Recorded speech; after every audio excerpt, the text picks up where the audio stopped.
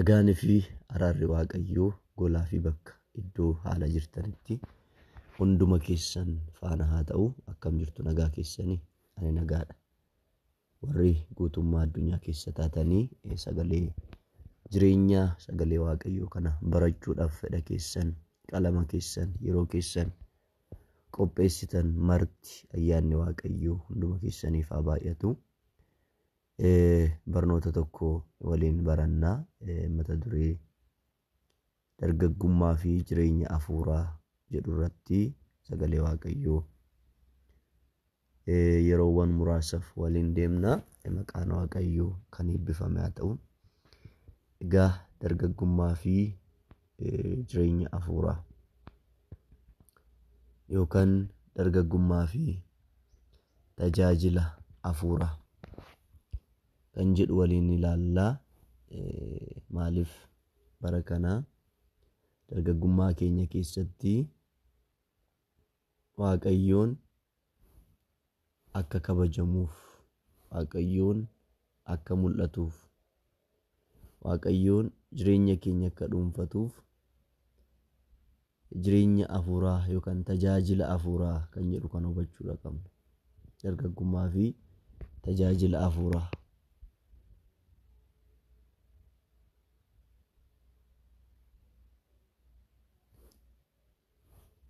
Dargaggummaa fi tajaajila hafuuraa kan jedhu kan egaa yeroowwan muraasa waliin deemna dhiifama. Wayin sirreessaa ture kan sagaleen koo jidduun badee. Dargaggummaa fi tajaajila hafuuraa kan jedhu kan egaa yeroo barannutti jireenya keenya wajjin akka walitti firoomsinu nan barbaada. Seenaa dhaggeeffannee akka darbinu otoo hin taane kakuu moofaa keessaa namoota lama, kakuu haaraa keessaa namoota lama. Namoonni kun immoo namoota impaaktii guddaa uumanii darbanidha. Macaafa qulqulluu keessatti ifaan seenan isaanii haala gaaffii uumneen ifaan namoota ta'anidha. Akkuma kootiif akka keessan namoota dargaggoota ta'anidha. Kanaaf dargaggummaa keenyan tajaajiluu dandeenya. Tajaajillii fi tajaajilli hafuuraa garaagara. Namoonni tokko tokko jireenya hafuuraa ta'uun gabbifatiin tajaajila tajaajilu. Kanaafuu dargaggummaa fi tajaajila hafuuraati kan barbaachisu. Tajaajila hafuuraa kan jedhu kun immoo tiksiiwwan baay'ee dubbachuu, baay'ee isteejii kontirool gochuu miti obboloo tokko. Isa kana miti. Tajaajila hafuuraa kan jedhu jireenya hafuuraa gaafata. Jireenya hafuuraa fiduudhaaf immoo bu'urri keenya sagalee Waaqayyooti fi akkasumas immoo hafuura qulqulluu ta'uu qaba. Hafuurri qulqulluun jireenya keenya to'atee, jireenya keenya gaggeessee, jireenya keenya irratti impaaktii dhiibbaa uumuu qaba. Hafuura qulqulluun guutamuu kan jedhu kun immoo lissaana dubbachuu qofa miti yookaan afaan haaraa dubbachuu qofa miti. Hafuura qulqulluun namni gaafa guutamu to'annoo hafuura qulqulluu jala jiraata. Jireenya isaa hundumaan hidhata namoota wajjiniin qabuun, hidhata dhuunfaa namoota dhuunfaa wajjiniin qabuun, hidhata waldaa keessatti qabuun, bu'aa bahii jireenya isaatii hundumaa keessatti to'annoo hafuura qulqulluu jala jiraata. Kanaaf dargaggummaa fi tajaajila hafuuraa kan jedhu har'a kutaa tokkoffaa isaan eegalla. Sana dura garuu sagalee Waaqayyoo kutaa tokko dubbisee tanan akkuma barame immoo Waaqayyo isa kan nu barsiisuu danda'u. Barsiifni namaa nama jijjiiree hin beekus gara fuulduraattis hin jijjiiru. Barsiifni namaa nama jijjiiruu kan danda'u yoo hafuurri Waaqayyoo nu waliin ta'edha waan ta'eef. Kadhannee sagantaa keenya eegalla. Hojii ergamootaa boqonnaa 20 lakkoofsa 24. Hojii ergamootaa boqonnaa 20 lakkoofsa 24. Haa ta'u iyyuu malee hojiin wangeelaa ayyaana Waaqayyoof dhugaa ba'uu Gooftaa Yesuus biraa anatti kennameera. Ani immoo ergaa koo fi hojii koo kana raawwachuu duwwaa nan barbaada. Phaawulostu jedha. Kanarraa kan hafe jireenya koo akka waan gatii anaaf qabutti hin lakkaa'u jedha. Galannii fi ulfinni, jajamuun, waaqeffamuun, ol kaafamuun maqaa keessa maqaa hunduma caalu isa jiraataa isa hunduma irratti aangoo qabuuf bara hamma baraatti haa ta'u.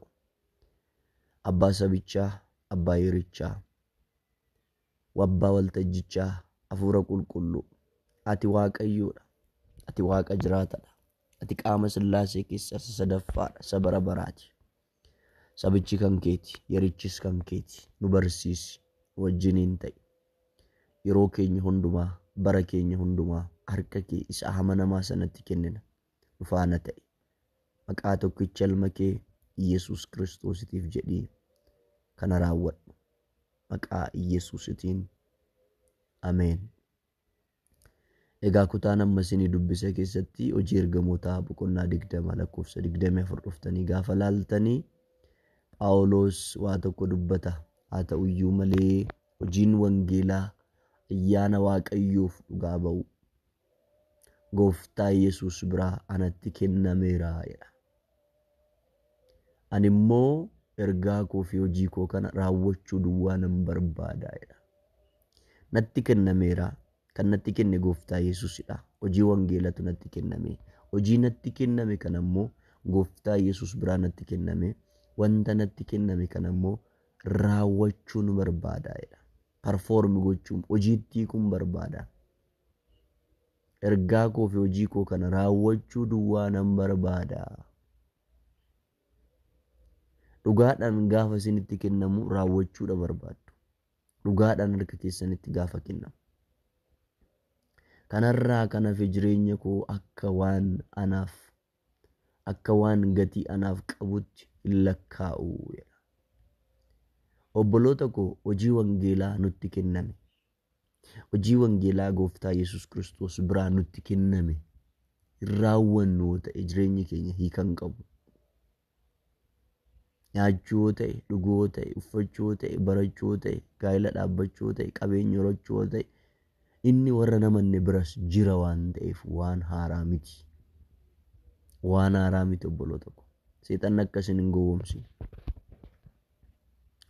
Jaalala Waaqayyoo fannoo irratti mul'ate dhalli namaa cubbuu ta'uusaa, cubbamaa ta'uusaa, karaan ittiin cubbuu jalaa dammoo bilisa ba'u Kiristoos Yesuus ta'uusaa, Yesuus Kiristoos kanatti immoo namni amanuu akka qabu, amantiidhaan immoo Yesuus Kiristoos kana namni simachuu akka qabu, hojii wangeelaa kana namoota birootiif hin dubbannu yoo ta'e jiraachuun keenya hiika qaba jedhee yaadu. Egaa akkasiin sattan yaada kana isinii kaasee har'a kutaa tokkoffaa kan nuti ilaallu dargaggummaa fi tajaajila hafuuraa kan jedhu ilaalla. Dargaggummaa fi tajaajilatu baay'ate bara kana. Obboloota koo dargaggummaa fi tajaajila hafuuraa barbaachisa. Tajaajila hafuuraa kan jedhu kun baay'ee wanta biraa ilaalcha biraa keessa galuu hin qabu. Tajaajila hafuuraa jechaan bu'uura sagalee Waaqayyoo beekuudhaan, bu'uura keenya sagalee Waaqayyoo gochuudhaan, hafuura Waaqayyoon guutamuudhaan, hafuura Waaqayyoon gaggeeffamuudhaan, yaada Waaqayyoo tajaajiluu jechaadha tajaajila hafuuraa jecha.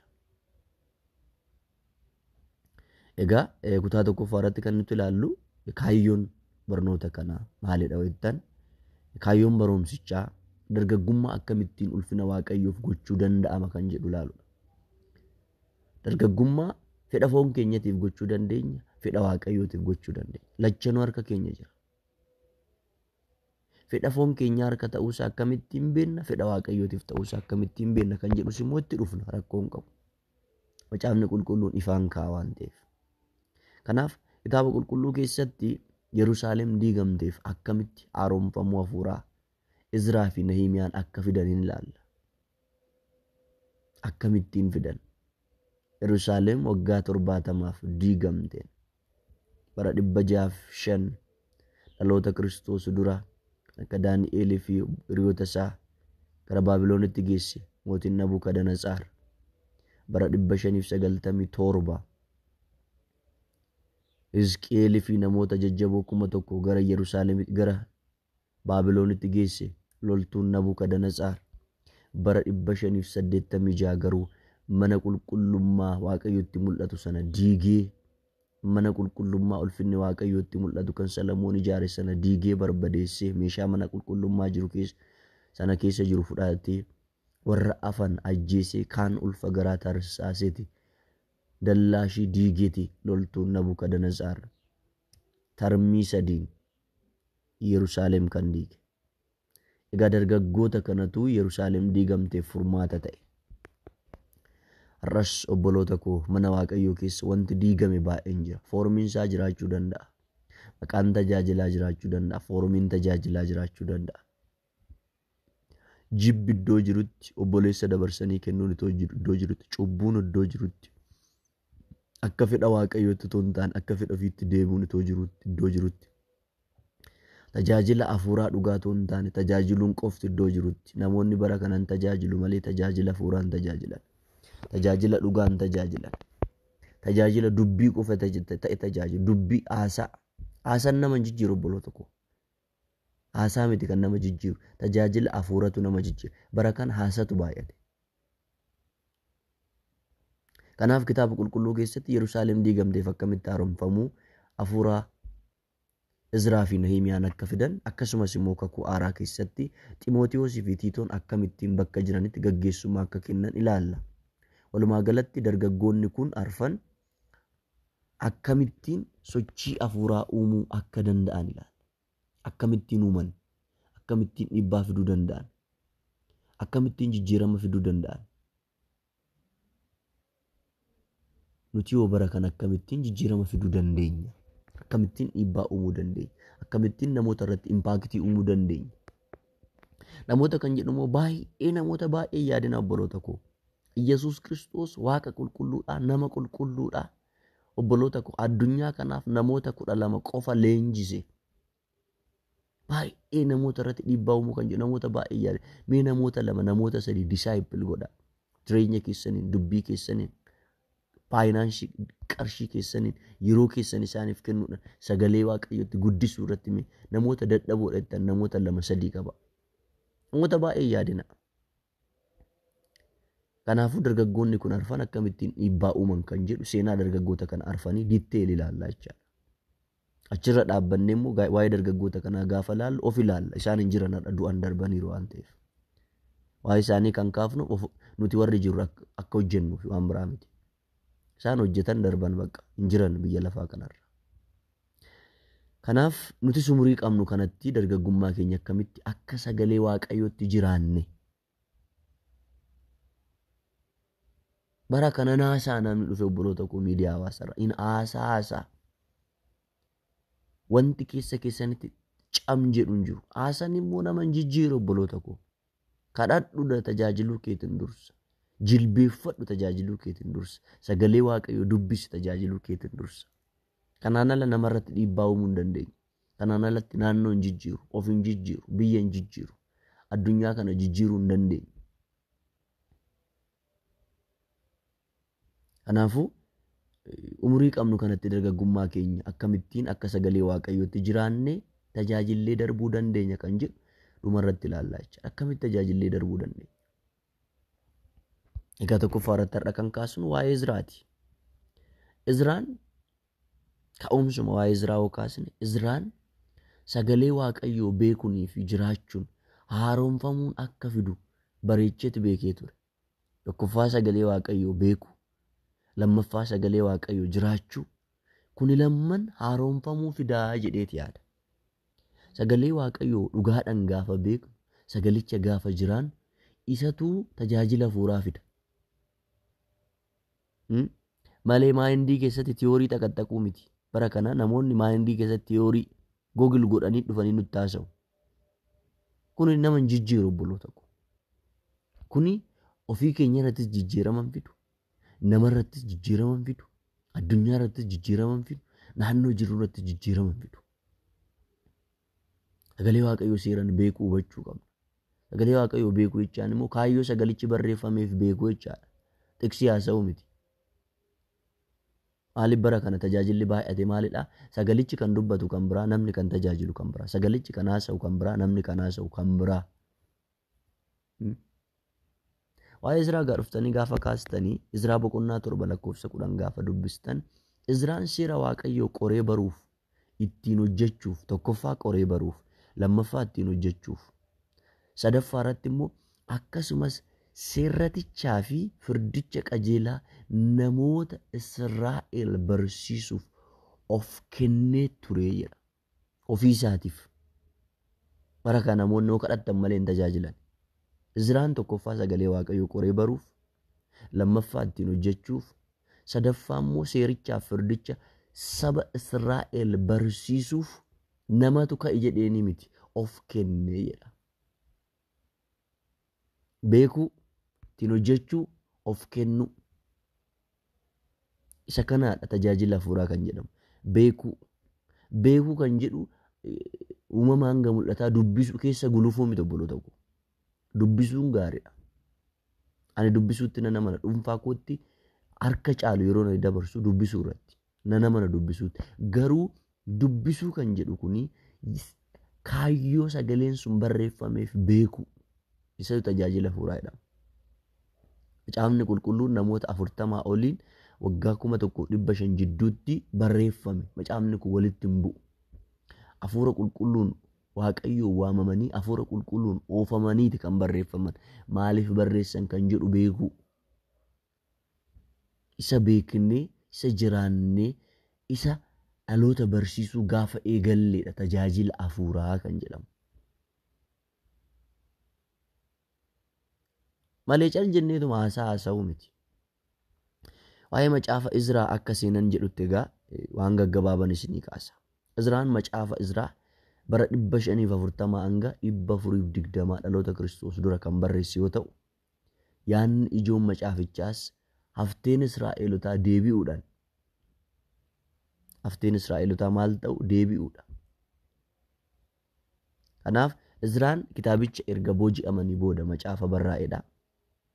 Israa'eloonni booji'amanii erga galanii booda macaafa barraa'edha. Hojiin Izraa maalidha hojjettan? Izraan wantoota gurguddaa hojjeteera. Izraan macaafa kakuu moofaa iddoo tokkotti walitti qabee kan barreessedha. Lammaffaa irratti iddoo walga'iisa guddaa kan Yerusaalem kan hundeessedha. Mukraabi kan jedhamu sana.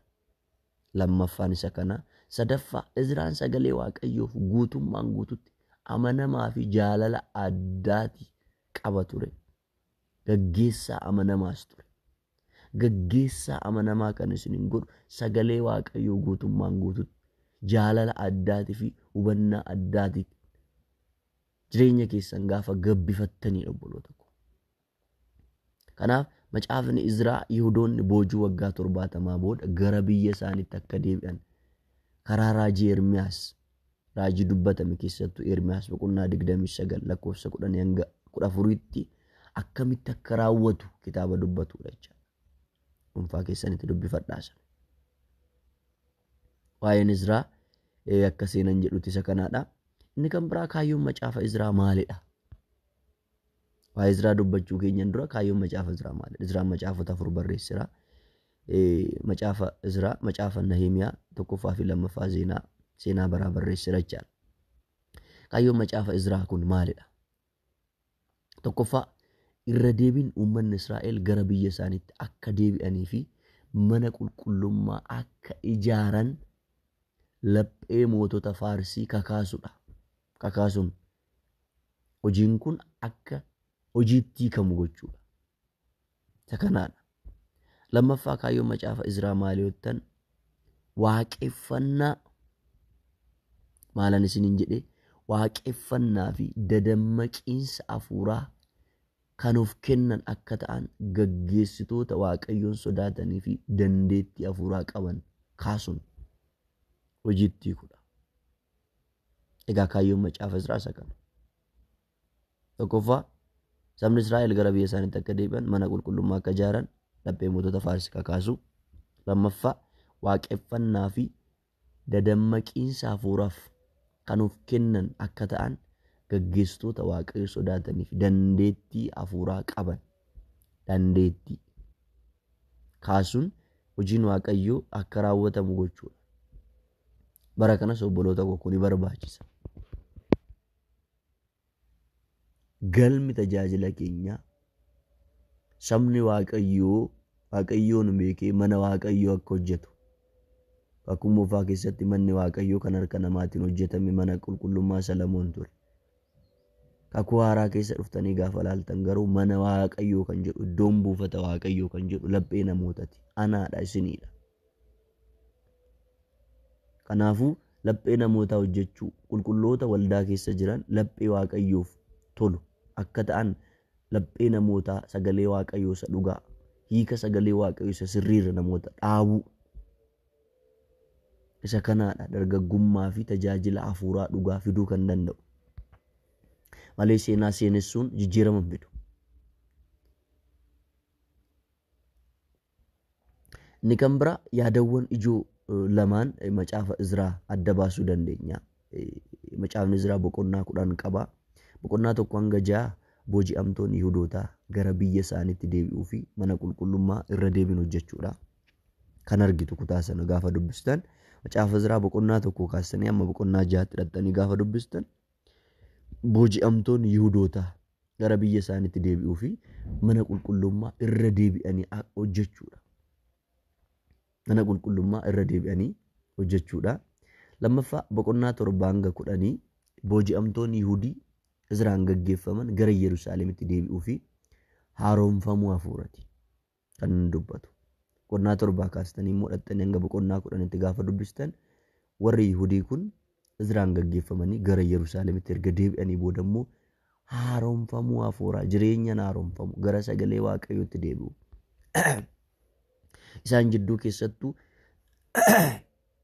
ifama guddaa sabni Israa'el karaa Waaqayyoo irraa goranii turanii karaa Isaayyaas fi karaa Ermiyaas deebi'atoo jedhamanuu didanii daandii Waaqayyoo irraa goruudhaan kan mootii Baabiloon Nabukadanazaaritti waggaa 70 kennamanii haa ta'uyyuu malee waggaa 70 sana keessatti haaromfamuu hafuuratu isaan barbaachisa ture. Sagalee Waaqayyoo dagatanii turan gaa'ela wajjin dhaabbatina warra jedhaman warra karaa Waaqayyoo irra hin deemne warra Ahzaabii jedhaman wajjiniin gaa'ela dhaabbatanii turan waaqa ulee tolfamaa waaqa sirrii waaqa isa kan Israa'el waaqessuu dhiisanii waaqa isa tolfamaa waaqessu turan. Har'as obboloota koo maaliif tajaajilla? Maaliif tajaajilla? Namoonni tokko tokko YouTube'dhaaf tajaajilu. Namoonni tokko tokko view baay'ifachuudhaaf tajaajilu. Namoonni tokko tokko biizinasii argachuudhaaf tajaajilu. Namoonni tokko tokko immoo Waaqayyoon adaraa waan isaanitti kenneef tajaajilu. Namoonni Waaqayyo irraa adaraa fuudhanii tajaajilan obboloota koo tajaajila hafuuratti tajaajilu. Sagalee Waaqayyoo beekanii, sagalee Waaqayyoo jiraatanii, sagalee Waaqayyoo irra dhaabbatanii, hafuura qulqulluun gaggeeffamanii tajaajilu. Isa kanaadha tajaajila kan jedhu macaafni qulqulluun. Dargaggummaa fi tajaajila hafuuraa sagalee Waaqayyoo beekurraa eegala. Hafuura qulqulluun guutamurraa eegala. Hafuura qulqulluu keessa jiraachurraa eegala. Hafuura qulqulluun gaggeeffamurraa eegala.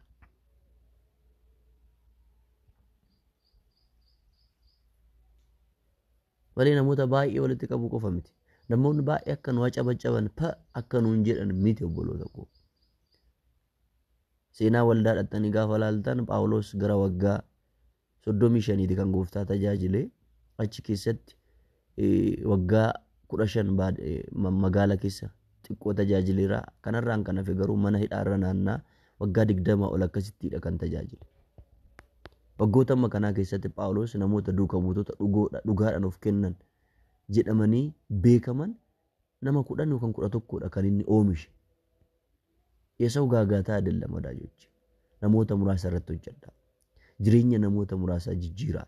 Jireenya namoota muraasa irratti dhugaadhaan argitanii Phaawulos tokkicha irratti hojjechuu hiikaan ni fide. Phaawulos amma samii sadaffaatti deemeera.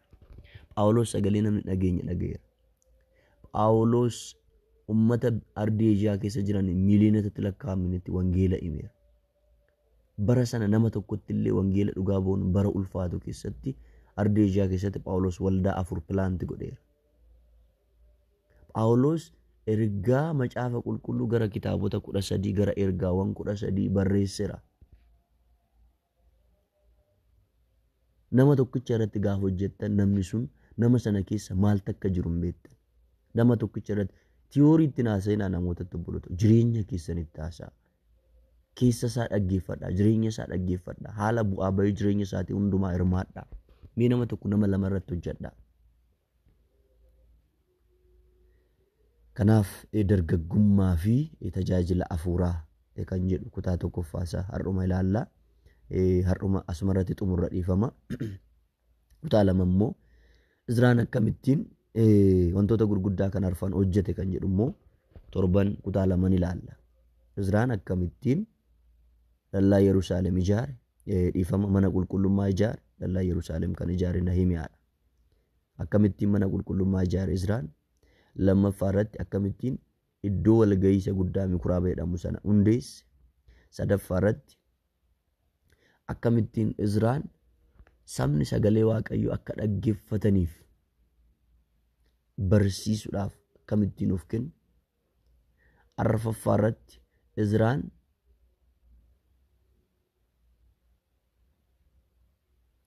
akkamittiin saba Israa'el yaada sagalee Waaqayyoo keessa akka deddeebi'aniif, dhugaa sagalee Waaqayyootiif akka jiraataniif, macaafa kakuu moofaa akkamittiin kompaayil godhee barreesse. Wantoota gurguddaa kan hojjechuudhaaf jireenyi Izraa maal ture kan jedhu immoo torban kutaa lammaffaa isaa ilaallaa. Dhaggeeffadhaa, barreessaa, namoota kaaniif qoodaa. Gaaffii qabaattan weelkaam. Akkuma beekamu kan hin danda'u isiniifan deebisa. Kan hin dandeenye immoo jireenyanis sagalee Waaqayyootiin warra na dursan abbootan marfameen jira waan ta'eef isaan gaafadheen isinii deebisa. Ayyaanni Waaqayyoo, araarri Waaqayyoo, gargaarsi Waaqayyoo dhumaaf daangaa hin qabne hunduma keessan faana haa ta'u. Kadhata keessaniin bakka jirtanitti na yaadadhaan isiniin jedha. Wangeela hojjechaa jirra. Waaqayyoo nu gargaaraa jira. Kallattii garaagaraatiin ayyaanni Waaqayyoo, araarri Waaqayyoo nu faana ta'ee baadiyyaattis magaala keessattis tiimidhaanis dhuunfaadhaanis wangeela dhugaa ba'aa jirra. Namoota baay'ees Waaqayyo nu kennaa jira. Namoonni baay'eenis wangeela dhagaa jiru. Kun egaa hojii Waaqayyo fuulduraa fudhattan waan ta'eef namoota tangas akkas jettanii naasoftan waan ta'eef kadhata keessaniin akka Waaqayyoon keessa keessan kaayetti kallattii hundumaan nu bukkee dhaabbachuu dandeessuun isiniin jedha. Ayyaanni fi araarri Waaqayyoo hunduma keessa wajjin haa ta'u. Dhiiga Kiristoos qulqulluudhaan eegamaa. Shalom.